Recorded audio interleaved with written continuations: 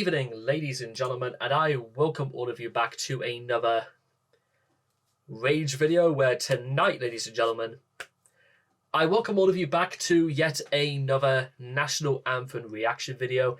And I've will be honest, ladies and gentlemen, I've always wanted to do this.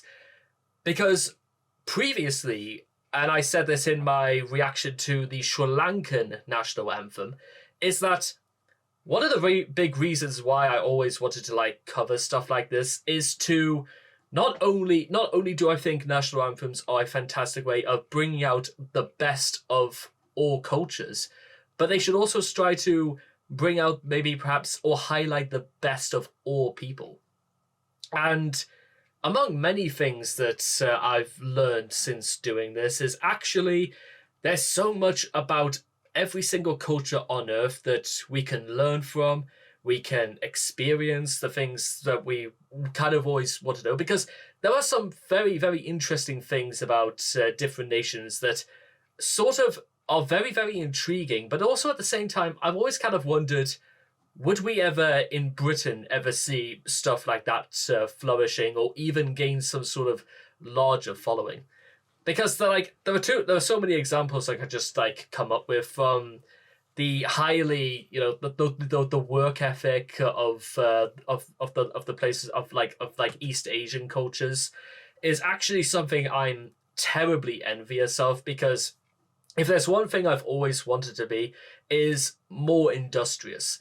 I think there is genuinely a certain level of percentage I can actually put so much more into my work, but then again, saying and doing are two very, very separate things, and it would only ever really be tested at the first sign of reality comes into view, but then there's so many other things as well. I mean, there are some and I'm not entirely sure what the best way to put this is, that some of the languages from around the world are quite frankly astoundingly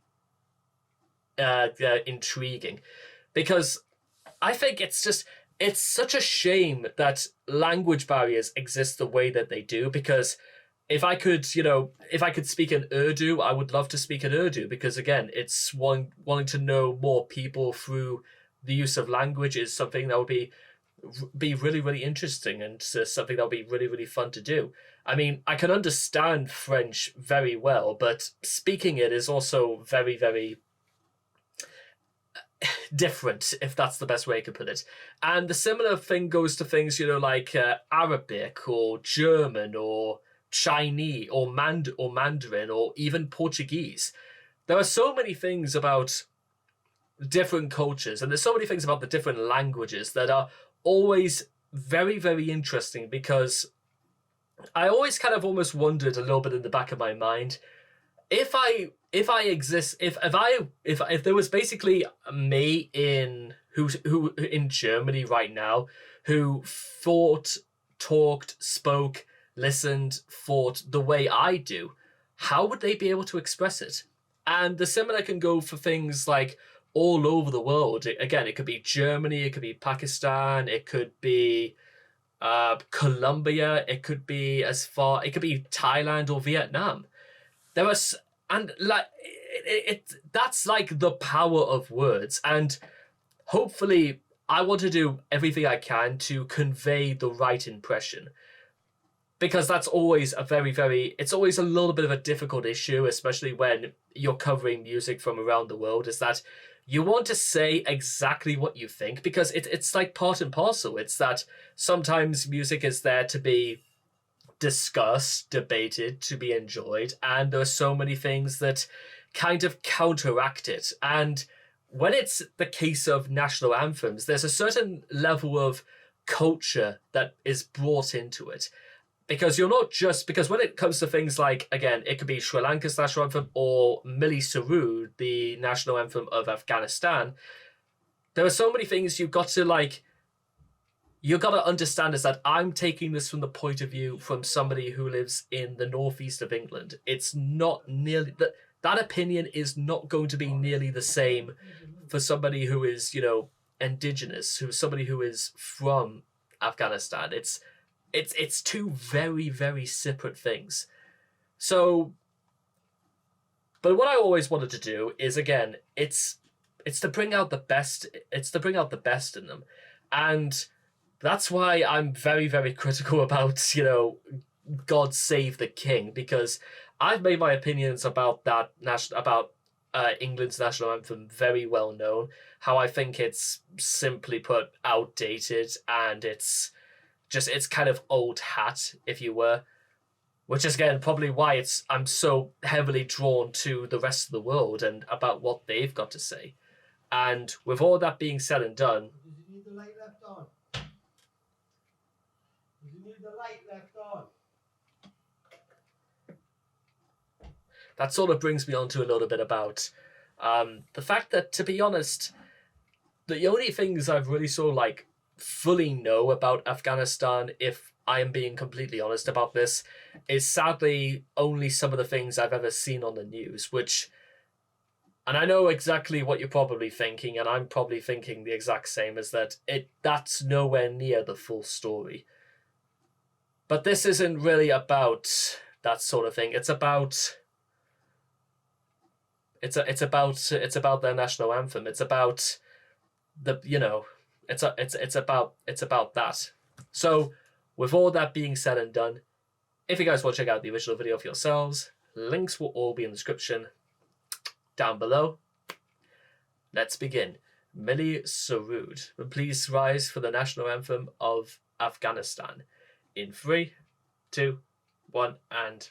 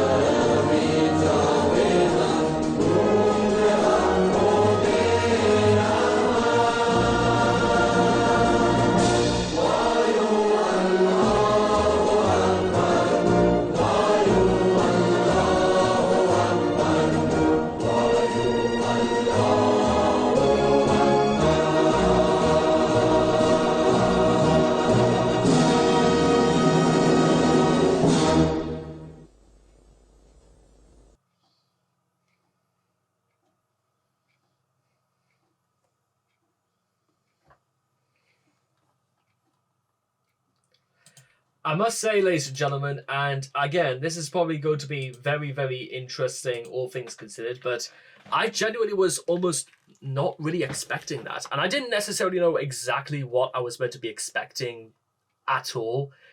But I think I do actually know kind of what I wanted to say, is that, and I actually, to be honest, when was this, okay, the Afghan national anthem, Milli Surūd, was used between 2006 and 2002. Also, okay, so is it slightly outdated? Because, well, again, I think I could probably guess what the words of the song were written by Afghan poet named Abdul Bari Jahani, and the melody for his words created by German Afghan composer named Babrak Wasa.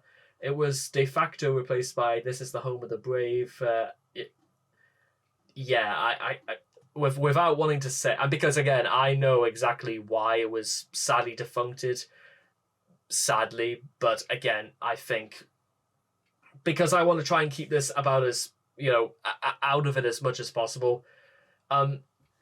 After the end of the Taliban rule in 2001, a new national anthem was made for the new Afghanistan according to the 20th article of the new Afghan constitution. It would have the names of many ethnic groups of Afghanistan. It said the phrase Allah Akbar, God is the greatest, had to be in it. After a competition, Milli surūd was made the... I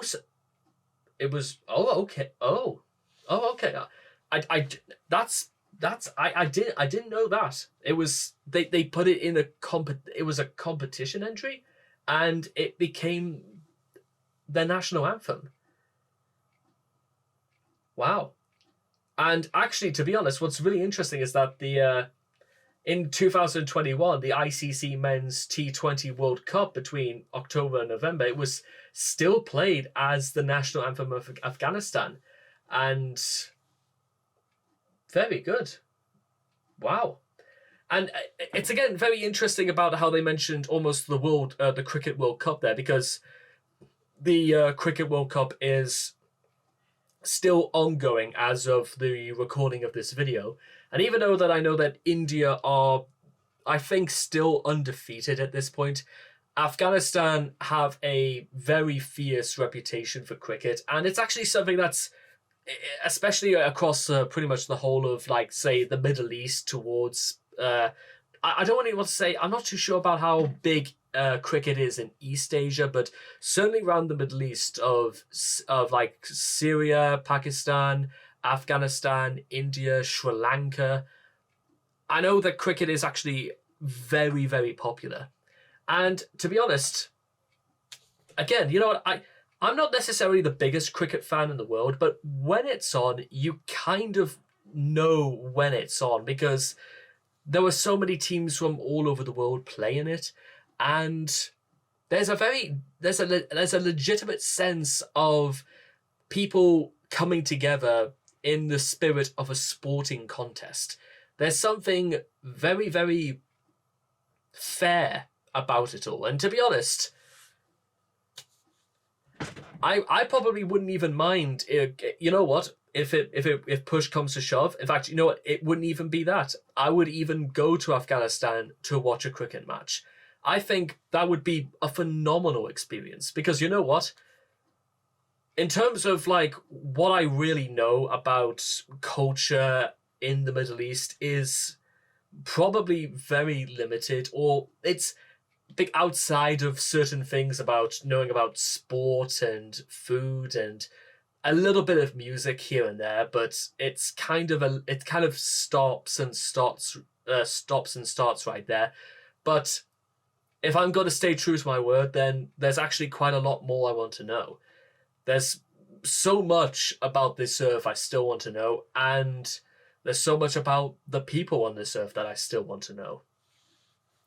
So that's actually really, really very interesting. And certainly I hope that if the national anthem of Milli surūd was anything to go by, is that actually... What did it say there? 'Tis the land of peace and the sword, 'tis the cradle of its brave sons. Is that there is bravery, there is honesty is always the best policy, and there's a lot of bravery in being honest. So I certainly hope I've done enough, or at least try to convey the idea that legitimately we should come together a little bit closer. That would be quite nice. I would like to think. In fact, I definitely like to know.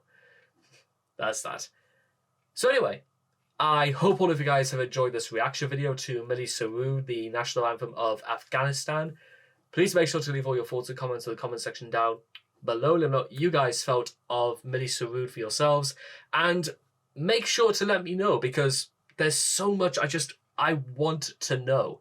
And there's going to be a lot more of that as well, because if you too are a fan of international music, or even international music expressed in in different languages, make sure as well to check out Raging Reality International, and because there definitely could be some more anthems from the Middle East, from the whole world for that matter, coming up very, very soon. So take care, and bye-bye for now.